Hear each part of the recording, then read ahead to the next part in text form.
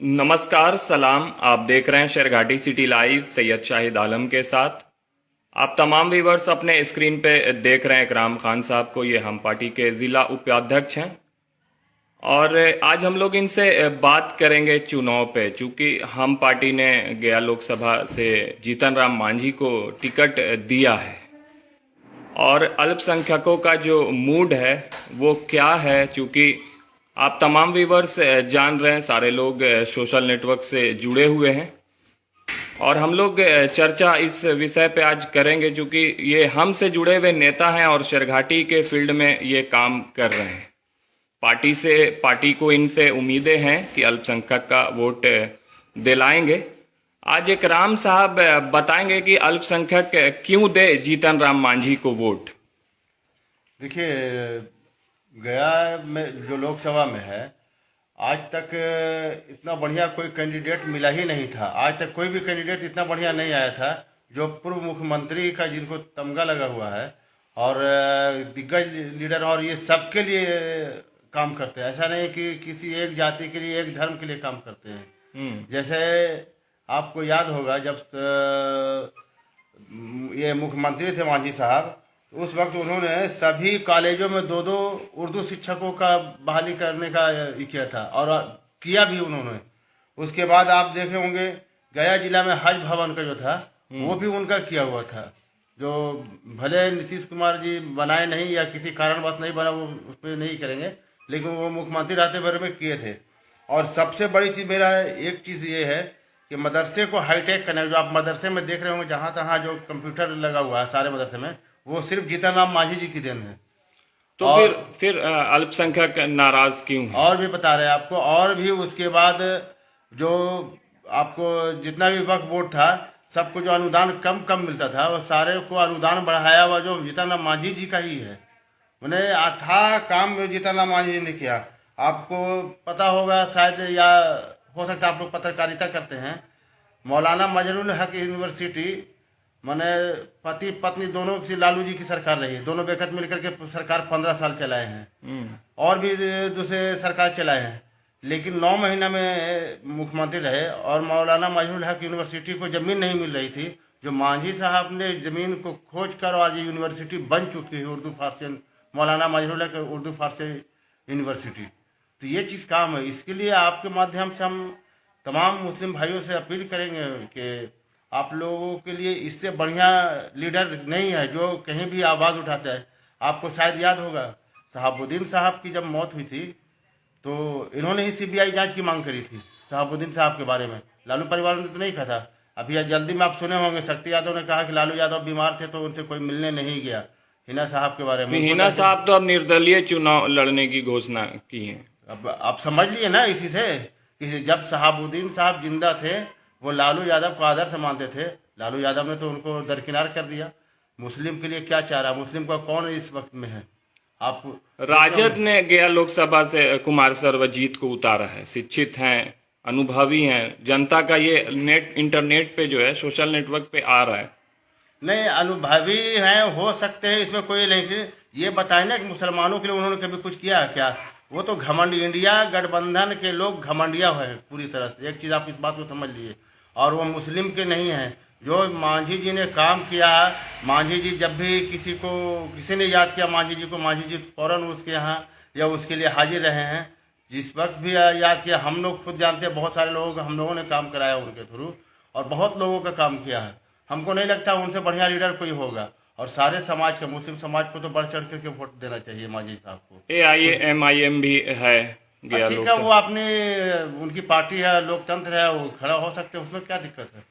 वो खड़े हो सकते हैं, लेकिन मांझी साहब से अच्छा उम्मीदवार कोई नहीं है। और मुस्लिम के लिए इनसे बढ़िया लीडर अभी गया लोकसभा में नहीं है। और पूरे मुसलमान को एक तरफा होकर के वोट देना चाहिए। ठीक है, कुछ लोगों को आपत्ति हो कि बीजेपी के साथ अलायंस है, उससे क्या दिक्कत है? मांझी साहब तो वोट करेंगे मांझी साहब को। मांझी साहब आपके लिए काम करते आए हैं, काम करेंगे। गया में बहुत सारी चीज़ें उन्होंने भी बताया है। जैसे आप देखें, अगर हमारे यहाँ दिग्गज लीडर अगर कोई बढ़िया मजबूत अगर कोई सांसद होते तो आज गया चतरा और गया डाल्टनगंज रेल लाइन बन गई होती। हमारे मांझी साहब भी घोषणा हैं। तो जिला बनाने की भी होती है मंच से। बिल्कुल होगी, बिल्कुल होगी। और हमारे मांझी साहब हैं ऐसे लीडर जो डायरेक्ट प्रधानमंत्री से टॉक कर सकते हैं। ये आप भी जानते होंगे, आपकी भी जानकारी में है कि हमारे नेता जो अभी लोकसभा के प्रत्याशी होने वाले हैं, 28 तारीख को नामांकन है। आपके माध्यम से हम लोगों को दावत भी दे रहे हैं कि सब लोग बढ़ चढ़ करके ज़्यादा से ज़्यादा तादाद में आए और गांधी मैदान में उनके नॉमिनेशन में हिस्सेदारी लें। क्योंकि जीतन राम मांझी को क्यों दे जनता वोट, ये सवाल है इकराम साहब। देखिए, बताया तो हमने आपको कि क्यों नहीं दे, खास करके मुस्लिम समाज क्यों दे। मुस्लिम समाज के लिए उन्होंने बहुत किया है। आपको बताया उन्होंने कि मदरसा को हाईटेक बनाया, इन्होंने बनाया है। कहीं भी किसी भी जो टाइम में मुस्लिमों के साथ में कोई भी जाति हो, ये कोई भी नाइंसाफी हो रही, उसके लिए आवाज़ जीतन राम मांझी उठाते हैं। और बहुत काम किया। आप बगल के क्षेत्र में जाइए, आप इमामगंज विधानसभा में लोगों के साथ में क्या हाल हो रहा था, किसके विधायक थे। आज वो विधायक कहाँ है, आरजेडी में है। राजद उधर से अभय कुशवाहा को टिकट दिया है। पूरा कोयरी समाज एक है, दांगी समाज अब है कुशवाहा को वोट नहीं देने जा रहा है। पिछले साल जब पिछले 2019 के चुनाव में जीतन राम मांझी साहब ने अपना उम्मीदवार बनाया था उपेंद्र प्रसाद को, टेलीफोन छाप से हम उम्मीदवार थे वो, उनको कुशवाहा बिरादरी ने वोट नहीं दिया था।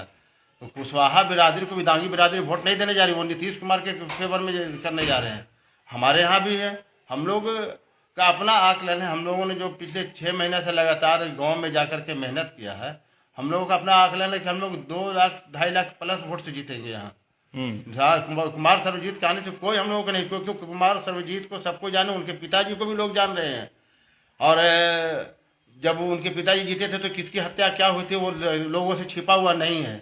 मांझी साहब क्या जितने सही करने से हर जगह शांति रहती है क्षेत्र में, ये सब लोग जानते हैं बहुत बढ़िया से।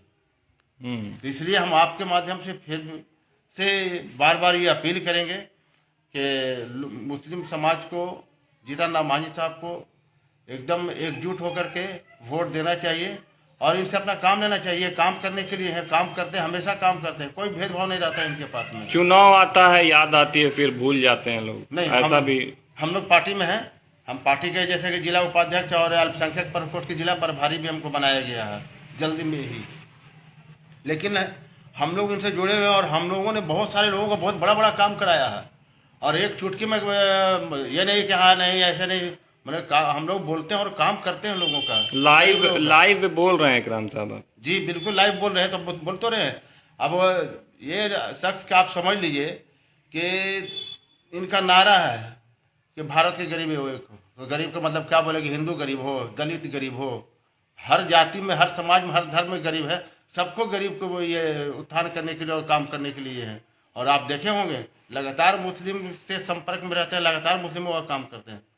मेरा विषय आपके माध्यम से बार बार यही अपील होगा कि मुस्लिम समाज इनको बढ़ चढ़ करके वोट दे और हम लोग अपनी पूरी ताकत झोंकेंगे कि मुस्लिम समाज इनको वोट करे। युवा पीढ़ी तेजस्वी यादव को देख रहा है रोजगार को लेकर। क्या तेजस्वी यादव का रोजगार है आपको तो पता ही होगा। तेजस्वी यादव का रोजगार है, उसका कप्तान कौन होता है? तेजस्वी यादव बोले 17 महीने भर में कर दिया, 17 महीने। अरे जो पहले से नीतीश कुमार ने बनाया था उसको आपने, आपके टाइम में काम हुआ है, इम्प्लीमेंट हुआ आपके समय में, आप थे मुख्यमंत्री तो नीतीश कुमार थे। नीतीश कुमार का काम नहीं किया हुआ तेजस्वी यादव का।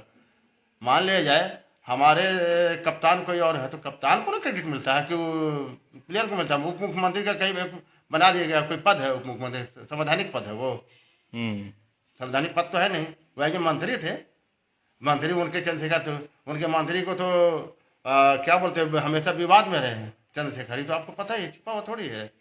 तो मतलब उम्मीद है जनता हम की तरफ जाएगी शेरघाटी की? बिल्कुल जाएगी। शेरघाटी नहीं, पूरा गया लोकसभा की जनता जाएगी। और फिर मैं आपके माध्यम से बार बार अपील करूंगा, 100 बार अपील करूंगा कि शेरघाटी के नहीं पूरे गया लोकसभा के मुसलमान लोग बढ़ चढ़ करके, और इनसे बढ़िया लीडर कोई नहीं है, इनको मौका दे और इनको दिखलाए कि हम लोगों ने वोट दिया है।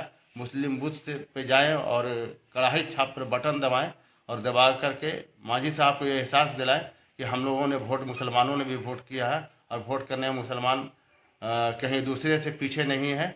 मांझी जी के साथ कदम से कदम मिलाकर चलने के लिए तैयार है। धन्यवाद। तो ये थे जनाब इकराम साहब, जो हम पार्टी के जिला उपाध्यक्ष थे। चुनाव पे इनसे हम लोग चर्चा कर रहे थे और जान रहे थे कि अल्पसंख्यक क्यों जाए हम की तरफ। आप तमाम व्यूवर्स देख रहे थे सैयद शाहिद आलम के साथ शेरघाटी सिटी लाइव। वैसे ही देखते रहिए, प्यार देते रहिए और शेयर करते रहिए। धन्यवाद।